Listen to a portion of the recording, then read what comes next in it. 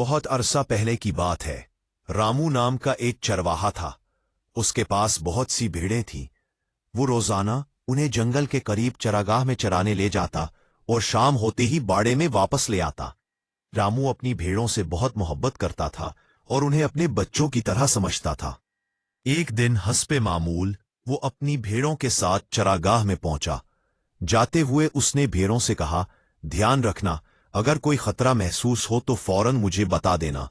भेड़ों ने सर हिलाकर हामी भर ली। इसी जंगल में एक खूनख्वार भेड़िया रहता था।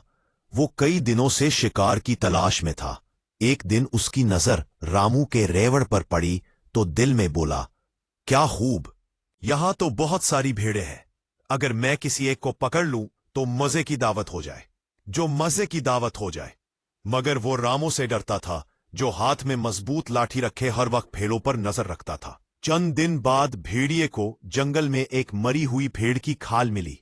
उसने चालाकी से सोचा, क्यों ना मैं भेड़ की खाल ओढ़कर भेड़ों के दरमियान शामिल हो जाऊं।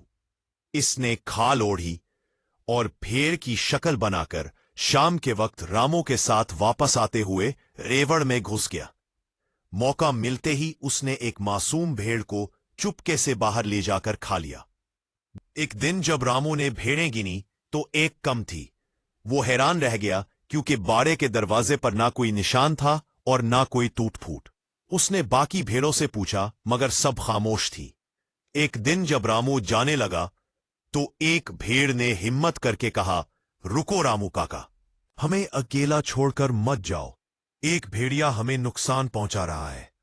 रामू चौंक गया। कहाँ है? भेड़ ने एक मखसूस भेड़ की तरफ इशारा किया। फौरन समझ गया। भेड़िया भागने लगा लेकिन रामू पहले से तैयार था। उसने अपनी लाठी से भरपूर वार किया और भेड़िए को वहीं ढेर कर दिया। रामू ने नाराजी से कहा, अगर तुम लोगों ने पहले ही मुझे बता दिया होता तो इतनी भेड़ें ना मरती। भेड़ शर्मिंदा हुई और बोली, हमें डर था कि अगर हमने कुछ कहा तो भेड़िया हमें और हमारे बच्चों को मार डालेगा। रामू ने जवाब दिया, यही सबसे बड़ी गलती है। हमें हमेशा सच बोलने और बुराई के खिलाफ आवाज उठाने की हिम्मत रखनी चाहिए। खामोशी हमेशा नुकसान देती है।